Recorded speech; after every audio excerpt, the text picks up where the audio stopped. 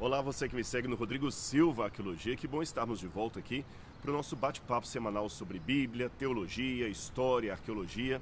E esse vídeo eu gravo aqui da cidade de Istambul, na Turquia, que é a antiga cidade de Constantinopla. Essa cidade tem muita história relacionada à história da Grécia, da Anatólia, dos otomanos, do cristianismo. Só para você ter uma noção, essa história da cidade começa, na verdade, com os gregos, cerca de 600 anos antes de Cristo, quando o rei Bizas fundou uma cidade aqui e ela passou a se chamar então Bizâncio. No quarto século, Constantino, o primeiro imperador que pretensamente se converteu ao cristianismo, trocou o nome da cidade para Constantinopla, que ato humilde da parte dele, não é mesmo? E depois, mais tarde, Constantinopla acabou se tornando Istambul e hoje faz parte da Turquia. Agora, é interessante que esta cidade aqui, que marca inclusive a história do cristianismo, como eu falei, ela foi sede da Igreja Cristã Oriental. Tanto é que até hoje o patriarca de Constantinopla, que seria uma espécie, digamos assim, de papa da Igreja Oriental, a sede dele é aqui em Istambul. Porém, em 1453, quando os otomanos tomaram a cidade, os otomanos que chegaram aqui eram muçulmanos, eles haviam se convertido para o islamismo. Então a cidade acabou se tornando islâmica. Por isso que não apenas Istambul, mas todo o país hoje é majoritariamente muçulmano. 95% da população hoje aqui da Turquia são muçulmanos. Por isso que você vê para todo lado que você se volta aqui, uma mesquita construída. Ali atrás de mim mesmo tem uma. Aquelas duas torres que vocês veem bem fininhas ali, são os chamados minaretes, que fazem parte de uma das muitas, das centenas, milhares talvez, de mesquitas que há por todo o país. E lá no fundo você vê o Estreito do Bósforo, que também tem uma história muito interessante de ser conhecida por aqueles que são apaixonados por história do cristianismo e história antiga. Mas esse vídeo hoje não vai falar necessariamente sobre a Turquia, mas sobre um achado arqueológico que aconteceu aqui perto. Eu estou me referindo ao Iraque, mais propriamente a região do Kurdistão. Ali você tem uma barragem, uma represa de água, um reservatório de água, que está com o nível das águas muito baixo desde 2006. É um afluente que vem ali, se eu não me engano, do rio Tigre, e esse afluente está baixo. É uma tragédia para a agricultura. O povo do Kurdistão, o povo iraquiano, está sofrendo muito por isso. Esperemos em Deus que possa vir a água para eles logo. Mas às vezes o que se revela a tragédia por um lado é a oportunidade por outro. Por que eu estou falando isso? Porque você tem uma cidade do antigo Império Mitanni que acabou de ser descoberta porque ela estava sob as águas e agora ela está aparecendo.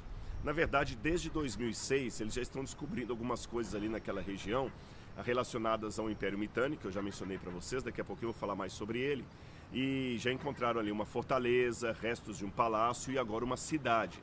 É lógico que os arqueólogos estão correndo ali para fazer um trabalho que a gente chama de arqueologia de resgate, com o intuito de pegar toda a informação que puderem dali, quem sabe o achado de pequenos objetos que podem ser retirados. Eu sei que eles já encontraram desde 2006 para cá e até agora, porque esse achado da cidade tem uma semana, no máximo 10 dias que aconteceu. Muita gente está comentando sobre isso aqui na Turquia. Eles encontraram também vários tabletes com inscrição cuneiforme. E a decifração, a tradução desses tabletes pode nos revelar importantes questões relacionadas a esta região e, por tabela, que iluminam as páginas da Bíblia Sagrada. Agora, antes de eu continuar a minha explanação, eu sei que alguém vai ser tentado a fazer uma pergunta aí. Mas espera aí, Rodrigo, na semana passada você colocou um vídeo criticando o achado da cidade de Ratanabá, lá na Amazônia, e agora você quer enaltecer uma outra cidade que foi encontrada, como você falou, aí na região do Kurdistão, no Iraque. Não é um preconceito de sua parte? Bom, só para lembrar a vocês, se você assistir o meu vídeo, aliás, se você não assistiu, assista, ele está aqui no canal do YouTube. Mas eu não duvidei do achado da cidade de Ratanabá. Eu até afirmei bem claramente, usando inclusive professores lá do MAI, da USP, o professor Eduardo Góes, por exemplo, que de fato eles encontraram cidades muito sofisticadas ali na Amazônia, tanto no lado brasileiro quanto no lado peruano ou boliviano, Inclusive nós temos universidades estrangeiras da Alemanha que também fizeram explorações ali, a USP, através do MAI, Museu de Arqueologia e Etnologia. Então eu não duvidei do achado da cidade. O que eu duvidei são dos 400 e tantos milhões de anos que o Urandi está falando que a cidade tem e da grande quantidade de ouro que está por debaixo dela. Então, quando alguém ficar chateado, mas você criticou... Não, eu não critiquei. Eu só falei o seguinte: para eu acreditar que tem ouro lá embaixo, eu tenho que ver algum indício disso, e não apenas a fala de alguém que é o pai do ET Bilu. Tá certo? Esse que é o ponto. A gente tem que ser... a gente pode levantar hipóteses, evidências, mas nós temos que ser coerentes com aquilo que estamos levantando. Tá bem? Bom, voltando a esta questão, assim como encontraram uma cidade, ou várias cidades, no plural, na região da Amazônia, também eles encontram cidades perdidas aqui no Oriente. E foi o caso dessa cidade. Provavelmente os arqueólogos da Universidade de Tübingen, que estão escavando lá, acreditam que esta seria a cidade de Zarruco. Zarruco, ou Zarrico, é uma cidade que provavelmente era um dos principais centros urbanos do Império Mitanni. Aí você pode falar: que império é esse, Rodrigo? Eu nunca ouvi falar desse Império Mitanni. Pois bem, de fato, a Bíblia não fala diretamente do Império Mitanni, mas é provável que ele tenha relação com a história da Bíblia, porque nós temos alguns povos mencionados na Bíblia, pelo menos 2 deles, que eu vou mostrar para você daqui a pouquinho, que faziam parte do Império Mitanni. E era um império de cultura hurrita. Essa cultura hurrita, ela tinha uma linguagem, era a língua hurrita, que era falada ali, e vários povos de cultura hurrita faziam parte do Império Mitanni. Eu vou ilustrar de uma maneira que você vai entender bem. Eu sei que aqui na América Latina há alguns países que não falam espanhol. É o caso do Brasil, é o caso da Guiana inglesa, da Guiana francesa. Porém, a maioria absoluta dos países da América Latina falam espanhol, tá certo? Então vamos supor que a América Latina fosse agora um império, o Império Latino-Americano. Agora, dentro do Império Latino-Americano, você tem peruanos, você tem argentinos, você tem bolivianos, você tem pessoal da Costa Rica, ou seja, você tem vários povos dentro do Império Latino-Americano. E a língua que une esses povos é o castelhano, ou espanhol, como alguns preferem. Tudo bem até aí? Ok. Então entenda que o Império Mitanni, conforme a comparação, a alegoria que eu fiz, o Império Mitanni seria como esse Império Latino-Americano. E o hurrita seria a língua falada por esses povos, que fazem parte do Império Mitanni. Agora você tem subgrupos ali. Eu vou dar um exemplo para você de um desses povos que faziam parte do Império Mitanni e são mencionados na Bíblia Sagrada. Desculpe, alguém começou a fazer uma obra de construção ali, vocês vão ouvir um barulho ao fundo, mas você sabe, ao vivo é assim. Eu poderia gravar esse vídeo do quarto do hotel, mas eu preferi vir aqui para o terraço para você contemplar um pouquinho a visão de Istambul, lá no fundo, tá bem? Então, quando a gente vai para o livro do Gênesis, capítulo 14, você tem a guerra de 4 reis contra 5. Você sabe que quando Abraão estava na região de Canaã, que hoje coincide com Israel, Ló, o seu sobrinho, resolveu habitar as campinas do Jordão e foi para a cidade de Sodoma. E houve, antes de Deus destruir a cidade de Sodoma e Gomorra e as cidades ali do vale, houve alguns reis que vieram da região da Síria, da Mesopotâmia, da atual Síria, da Mesopotâmia, para atacar esse povo que estava ali, inclusive o rei de Sodoma. Um desses reis que vieram era Kedorlaomer. Ele fez digamos assim, um conglomerado de países e vieram para atacar ali aquela região. E como Ló estava morando em Sodoma, Ló acabou sendo levado prisioneiro por aqueles homens. E Abraão, na única vez no Gênesis em que Abraão pega em armas para atacar alguém, é nessa situação. Quando Abraão reúne 318 homens da sua própria terra e vai perseguir os sequestradores de Ló até Dan. E lá ele acaba libertando o sobrinho e não aceitando o espólio de guerra. Pois bem, entre os povos envolvidos aqui nesse conflito de Gênesis capítulo 14, você tem no verso 6 a menção dos Oreus. Depois você pode olhar na sua Bíblia aí, os Oreus. os Horeus eram parte do Império Mitanni, tá bem? Eles eram parte desse mesmo Império Mitanni que estão encontrando agora essa importante cidade ali na região do Iraque. Além dos Horeus, nós temos em Deuteronômio capítulo 7, versículo 1, a menção de um outro povo que também faz parte lá do reino Mitanni. São os Eveus, diz aqui, ó, Deuteronômio 7, verso 1. Quando o Senhor, seu Deus, os levar para a terra que vocês vão possuir e tiver expulsado muitas nações de diante de vocês, aí começa a citar, os Heteus, os Girgazeus, os Amoreus, os Cananeus, os Ferezeus, os Eveus e os Jebuseus. 7 nações. Deixe-me abrir um parênteses aqui. Quando a gente está lendo na Bíblia esses nomes, eu sei que a tendência, muitas vezes, é passar por alto isso aqui, pular isso aqui. Eu entendo, é claro, você não está acostumado com a geografia da época, que não é necessariamente a geografia de hoje, tá certo? Então, para você, até é dispensável que essas coisas estejam aqui. Mas, do ponto de vista teológico e também arqueológico, eu quero dizer que se eu acredito que a Bíblia foi inspirada por Deus, ora, se o Espírito Santo colocou esses nomes aqui, há uma importância nesse registro. E eu sei quão rico é você ensinar a Bíblia tendo duas coisas em mente. Quem já assistiu minhas palestras aí no YouTube já viu fazendo essa menção, quando eu estudei a Bíblia com um alemão ateu chamado Peter Gasten, de saudosa memória, que já faleceu. Ele era ateu, mas morreu acreditando em Cristo e na palavra de Deus. O Peter, como uma cabeça alemã, como uma mente alemã, pediu que para estudar a Bíblia comigo, ele precisaria de um atlas e de uma linha do tempo. E eu comecei a perceber, a partir da requisição do Peter, como realmente nós somos limitados na contextualização da Bíblia Sagrada. A gente só fala de datas estanques e eventos. Nabucodonosor, 606 a.C., Cristo morreu no ano 31, foi batizado no ano 27. Tá, mas o que significa essa data? Por que é 27 e não 28? O que estava acontecendo no mundo quando Jesus nasceu? Onde estava a Turquia quando Jesus nasceu? O que estava acontecendo na América quando Davi estava no trono em Jerusalém? Essas informações são muito ricas. Eu estou tendo depoimento de pessoas que estão viajando comigo aqui na Turquia, e quando eu comecei a explicar, por exemplo, a relação entre Constantinopla, Istambul e Roma, um casal mesmo de professores cultos, com doutorado, que estão com a gente no grupo, falaram comigo assim: agora a gente entendeu, porque nós fomos a Roma, visitamos Roma, e a gente voltou para casa perguntando assim, o que tem a ver a profecia bíblica com a Turquia?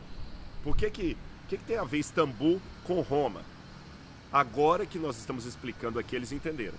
E já que eu fiz essa breve menção aqui ilustrativa, deixe-me dizer para vocês que o Império dos Heteus, mencionado aqui, as nações, a nação dos Heteus, mencionada aqui em Deuteronômio capítulo 7, é a antiga nação da Turquia. Calma, deixa eu explicar para você, era um outro povo.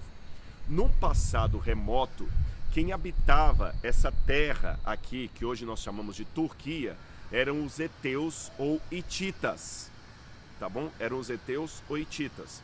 Só que depois o Império Hitita caiu, aí vieram outros povos habitar aqui na terra. Depois, na Idade Média, você tinha os bizantinos. Depois vieram os otomanos, que eram turcotomanos. E quando os turcotomanos tomaram a terra, aí depois, em 1921, aqui se tornou o país chamado Turquia, que antes era o Império Turco-Otomano. Tá bem? Então, lá no passado remoto, por volta do 2º milênio a.C., o povo que habitava aqui eram os hititas. Aliás, é uma coisa interessante, eu já gravei programa sobre isso no Evidências. Até o século XIX, a maioria dos acadêmicos acreditava que os hititas nunca tinham existido. Acho que é interessante eu contar isso para vocês. A Bíblia diversas vezes fala dos hititas ou heteus. Heteus, com H, ou hitita, são o mesmo povo. Então muitos críticos da Bíblia, principalmente aqueles da escola alemã, acreditavam que isso era um mito. Falar dos hititas era uma coisa tão ridícula quanto falar dos cavaleiros da Távola Redonda e do rei Arthur. Isso é conto da carochinha, isso é mito da Bíblia. Até que os arqueólogos, explorando o sítio arqueológico aqui de Borgascoy, encontraram Hattusha, que era a capital do antigo Império Hitita, e comprovaram a existência dos hititas. Eu vou gravar alguns reels aqui durante a nossa viagem para colocar no Instagram. Fica ligadinho lá no Instagram. Se você é inscrito no canal, nós temos quase 2 milhões de pessoas no canal do Rodrigo Silva Arqueologia e apenas um pouco menos de 900 mil no Instagram. Então convido você também, que você me segue aqui, siga também no Instagram. Eu vou fazer sempre alguns reels aqui, alguns vídeos, alguns stories para você acompanhar a viagem aqui, tá bom? Vá lá.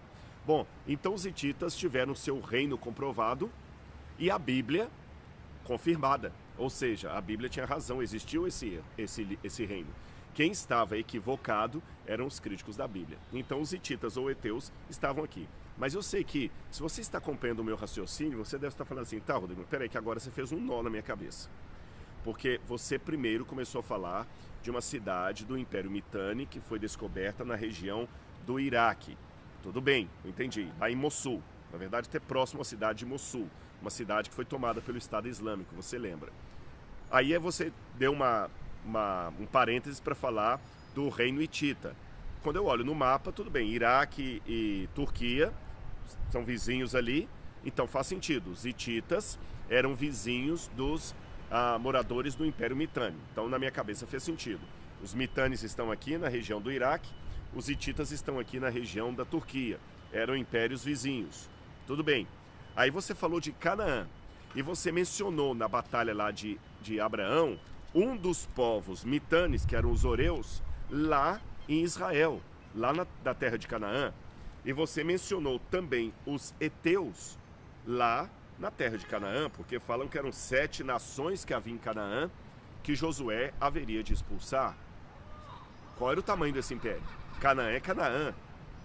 Se você fez essa pergunta, é uma boa pergunta.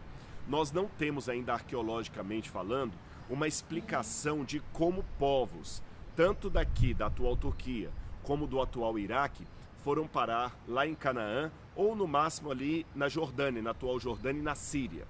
O fato é que nós temos no atual país da Síria, da Jordânia e também em Canaã, atual Israel, nós temos comprovação arqueológica de que alguns grupos, tanto dos heteus daqui da Turquia, quanto dos Mitanni lá do Iraque, estavam morando ali. Agora, como eles foram parar lá, até hoje não sabemos. Quem sabe algum achado arqueológico futuro possa nos dar uma resposta inconteste. A gente pode levantar algumas hipóteses, se você me permite. Uma dessas hipóteses é que havia no passado migração de povos por causa de um problema de seca. Está havendo uma seca agora ali na região do Iraque, do Kurdistão, uma questão de seca, uma questão de guerra. Povos acabam migrando e fazendo uma colônia em outro lugar. Por exemplo, imaginemos que daqui a 2000 anos, eu acho que não vai ter 2000 anos porque Cristo volta antes, mas apenas imaginemos que daqui a 2000 anos os arqueólogos escavassem o Japão. Viam lá o Japão, o estilo de escrita do Japão, a estrutura arquitetônica japonesa, Tóquio, Nagasaki, Hiroshima, cidades japonesas. E aí, quilômetros e quilômetros e quilômetros e quilômetros longe da ilha do Japão, outros arqueólogos escavando São Paulo encontram um setor tremendamente japonês, o bairro da Liberdade. Os arqueólogos do futuro talvez vão se perguntar como é que nós temos bolsões de japoneses lá na América do Sul, lá no Brasil. E se eles não tiverem textos que contem essa história, eles também terão que levantar hipóteses de como você pode encontrar japoneses no Brasil tão longe da ilha do Japão. Nós sabemos o porquê. Na época da guerra, um pouco antes da Segunda Guerra Mundial, muitos japoneses, italianos, poloneses, polacos e outros estrangeiros vieram trabalhar no Brasil na agricultura e acabaram fazendo colônias ali. No Rio Grande do Sul você tem um monte de colônias alemãs, no Espírito Santo tem colônias pomeranas, colônias japonesas em São Paulo, colônias também de coreanos que vieram para o comércio, ou seja, libaneses. Então nós temos muitas dessas colônias que vieram para o Brasil pela oportunidade de trabalho. Então pode ser que no passado remoto, eu estou falando por volta de 1500 a.C., alguns desses grupos migraram para a região lá de Canaã e fizeram colônias. Aliás, quero o exemplo de um hitita famoso que foi morar perto ali de Canaã e tornou-se inclusive funcionário do rei de Israel, Urias. o marido de Batseba. Urias, aquele mesmo Urias que Davi covardemente mandou matar depois de ter adulterado com a mulher dele. Urias, o grande valente de Davi, que foi covardemente morto, Urias, de acordo com a Bíblia, era hitita. Então seria como um japonês nascido em São Paulo, o Ninsei, o Sansei, descendente de japoneses, que nasceu em São Paulo, mas é descendente de japoneses, ou quem sabe um japonês mesmo que migrou para o bairro da Liberdade. Ou Urias nasceu aqui na região da atual Turquia e foi pequeno para perto de Canaã e depois acabou se convertendo e passando para o lado dos hebreus, ou ele nasceu lá, mas filho de pais hititas. O fato é que a Bíblia chama Urias de Eteu. Mas isso foi apenas uma digressão. Vamos voltar para essa cidade que descobriram agora lá no Iraque. Como eu falei com vocês, o Império Mitanni não é mencionado na Bíblia, mas nós temos 2 bolsões de povos relacionados a eles que são citados na Bíblia. Agora veja como o achado do Império Mitanni também nos ajuda a entender a Bíblia. É que você tem a cidade de Nuzi, que também fazia parte desse conglomerado de nações, de Mitanni. E em Nuzi eles encontraram várias leis, códigos de leis, datados do 3º e 2º milênios antes de Cristo, portanto leis do período patriarcal, e essas leis mostram a legislação, a regra jurídica de alguns estranhos costumes que eu encontro entre os patriarcas. Por exemplo, nos tabletes de Nuzi e Eshnuna, eles encontraram uma lei que se uma mulher não podia ter filhos, para que o marido dela não ficasse sem descendência e ele não divorciasse dela procurando uma outra mulher fértil, ela podia, de acordo com a lei de Nuzi, que faz parte desse império, ela podia requisitar ao marido que legalmente dormisse com a empregada dela, com a escrava dela, e o filho da escrava seria, de certa forma, filho dela, que ela daria para o marido. É quase uma barriga de aluguel dos tempos antigos. Você está lembrando, é claro, da história de Sara, que quando não podia engravidar, falou com Abraão para dormir com a serva dela, com Agar. O comportamento de Sara é prescrito nessas leis de Nuzi. Percebeu? Outro comportamento dos patriarcas que também está ali na disposição legal desses tabletes que foram encontrados é que se um homem não tivesse filhos, para que as terras dele não passassem a estrangeiros depois que ele morresse, ou até inimigos, ele poderia nomear um dos seus escravos de confiança o seu herdeiro. E você sabe que Abraão, quando estava passando o tempo e ele não tinha filhos, e Deus falou assim, eu vou dar um descendente para você, Abraão falou com Deus, como será isso, Senhor? Porque eu já sou idoso e já nomeei Eleazar, meu servo, o meu herdeiro. Novamente eu tenho aqui uma disposição legal que está nesses tabletes de Uzi e que Abraão acabou usando. Um terceiro exemplo e último que eu posso dar para vocês.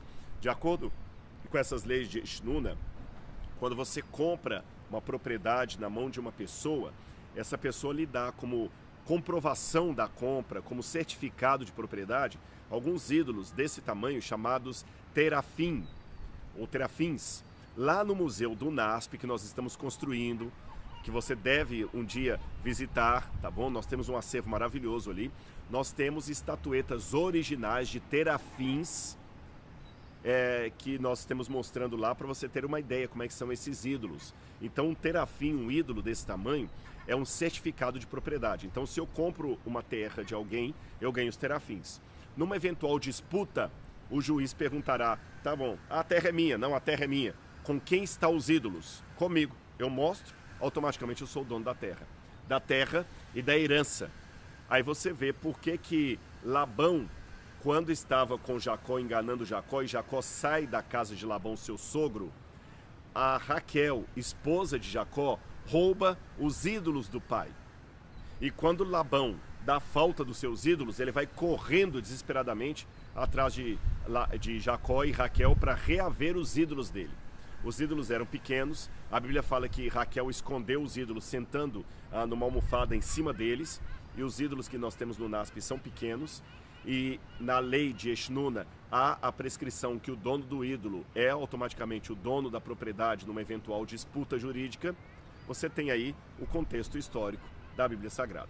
Esses tabletes não provam, para longe de qualquer questionamento, a datação dos patriarcas, nem a existência deles, mas ilustram comportamentos dos patriarcas que, se não fossem essas leis encontradas nesse Império Mitanni, nós não saberíamos explicar.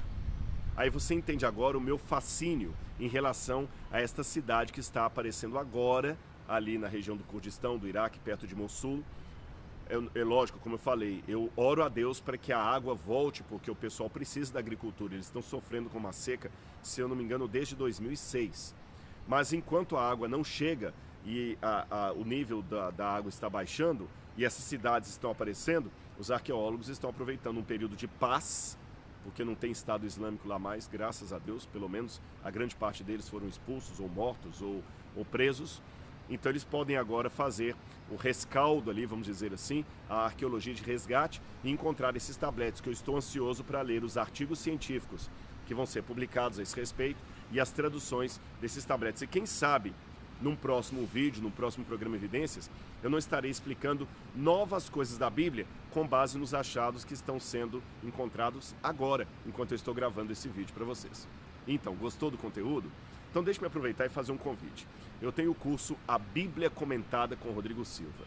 E para honra e glória de Deus, eu estou muito feliz com o feedback que eu estou recebendo do curso. Inclusive aqui, no grupo que está me acompanhando pela Turquia, há pessoas que estão estudando. E é gostoso você escutar o depoimento de pessoas que dizem assim: Rodrigo, eu estou há tantos anos na igreja e agora com o curso eu estou entendendo essa passagem.